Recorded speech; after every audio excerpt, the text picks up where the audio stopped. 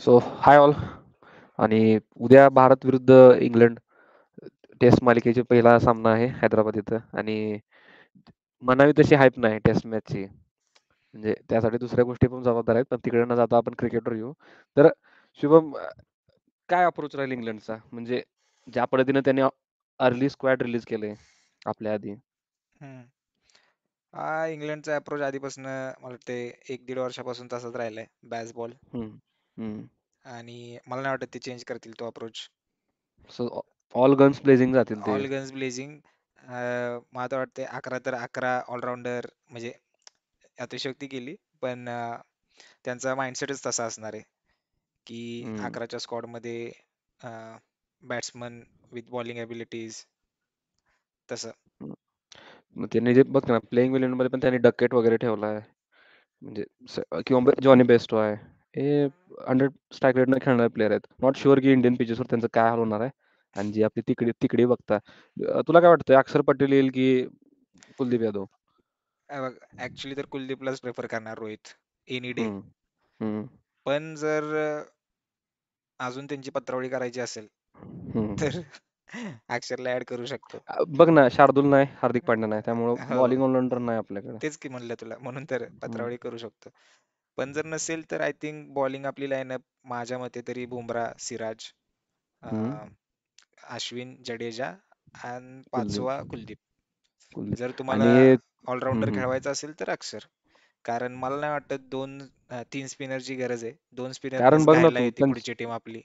अशा टेस्ट त्यांच्याकडे. मॅचेस बघितलेले पण आहेस तू की हम्म. हम्म. हम्म. आपले 2 स्पिनरच 10 विकेट घेऊन जाते ती, आणि बाकीचे 3 बॉलर नुसते फिल्डिंगला पाणी प्यायला येते ती. हम्म. कारण मी कुलदीपचे व्हिडिओ पण बघितले, तो बॅटिंगची प्रॅक्टिस करायला लागला अलीकडे. कारण जे दोन बॉलर आहेत, जॅक लीज आणि हार्टली नावाचा त्यांचा तो डेब्यू करणार आहे उद्या.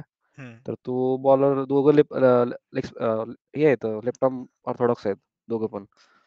सो मला वाटतं की आपले स्क्वॉड पण थोडं राईट हँड हेवी आहे. हम्म. हम्म. मे बी अक्षर प्रेफर वाटतंय का तुला? म्हणजे त्या दृष्टीने बघायला तर. आ, तसं नाही रे, त्यांच्याकडे पार्ट टाइम स्पिनर जास्त आहेत ना. रूट पण हम्म. 15-20 ओव्हर टाकलेलं बघितल्यात आपण. टाकतो. हा. हम्म. आणि तू आता म्हणला की बेन स्टोक्स मागल्या वेळेस म्हणलेला मी स्पिन बॉलिंग सुरू करणार आहे. मग काय, अजून काय वी पाहिजे रे? Never know. We never know with हा बेन ना. स्टोक्स. पण हे जे प्लेसेस आहेत, हैदराबाद झालं, राजकोट झालं, रांची झालं किंवा विशाखापट्टणम झालं, हम्म. आणि शेवटची धर्मशाला आहे. हो. आपल्याला तिथला सरफेस माहित नाही. पण हे जे सरफेसेस बघता तर फुल मतलब काय म्हणू शकतो आपण त्याला, स्पिन फ्रेंडली पिचेस आहेत त्या सगळ्या. Well known spin spin friendly pitches आहेत. म्हणून तर मी म्हणलं डॉमिनेटिंग त्यांनी बॅसबॉल खेळतील, पण आपल्याकडनं फुल डॉमिनेशन राहणार आहे. 10 वर्ष कम्प्लीट. झालं आपण एक पण सिरीज हारलो नाही होम सॉइलवर, हम्म. Test series. हम्म. आणि इंग्लंडचा अप्रोच कन्सिडर करता, जो की हम्म. इंडियामध्ये अजिबात नाही चालणार अजिबात नाही अगेन्स्ट चालणार तो. दिस लेवल ऑफ स्पिन. हे आणि त्यांच्या जडेजा, अश्विन प्लेइंग इलेव्हन मध्ये जो रूट सोडला तर मला कोण दिसेना पण, जो की काय म्हणू टिकून शकतो राहील. आपण असं 3-3-4 तास असं कंटिन्यू बॅटिंग बरोबर. कराल. मला कारण दिसेना कोण. मागच्या वेळचीच मला वाटते सिरीज आठवतीये मला. हम्म. धुरळा झालता ना त्यांचा इथं तुमचा आल्यावर. धुळा गेला होय. ते सेम गोष्ट होणार आहे. 3 दिवस 2 दिवस ऋषभ पंतनं ह्याला चोपलेला बघ, लीचला. हो. त्यामुळं जास्त एक्सपेक्ट नाही करत मी या सिरीज मधून.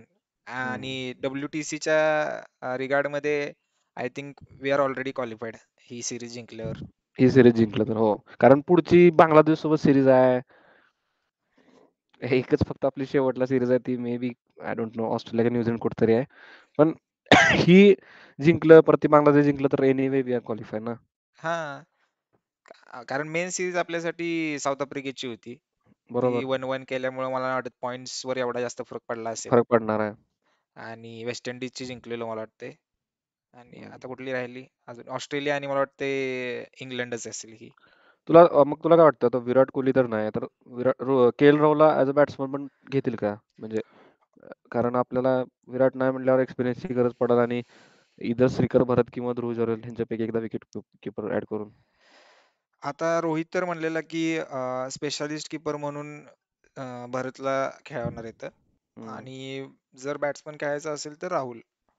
राहुल. सो एनी टाइम मला वाटतं राहुललाच प्रेफरन्स देतील फर्स्ट टेस्ट साठी तरी. आणि मिडवे जर कोण इंजोर्ड झालं बॅट्समन मध्ये, तर आय थिंक हे नवीन चेहरे बघायला मिळतील. ध्रुव, बरोबर. आय कारण थिंक त्याच्या हे ध्रुवच्या पण आधी मला वाटते रजत पाटीदार.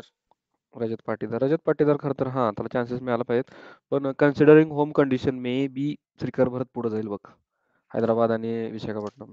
सगळं मान्य आहे मला तुझं, पण मागल्या वेळेस त्याचं काय म्हणायचं, बॅटिंग कॉन्फिडन्स परफॉर्मन्स. बघता. हं. परफॉर्मन्स जाऊ दे, 50 आणि 100 नाहीत मारायचे त्याला प्रत्येक वेळी, पण एक 10 रनात पण जेव्हा ते कॉन्फिडन्स पण नाही खेळत तो. हं. May be me not ready for internationals. हा, हं. किपिंग चांगली आहे त्याची. कीपिंग चांगली आहे. होय.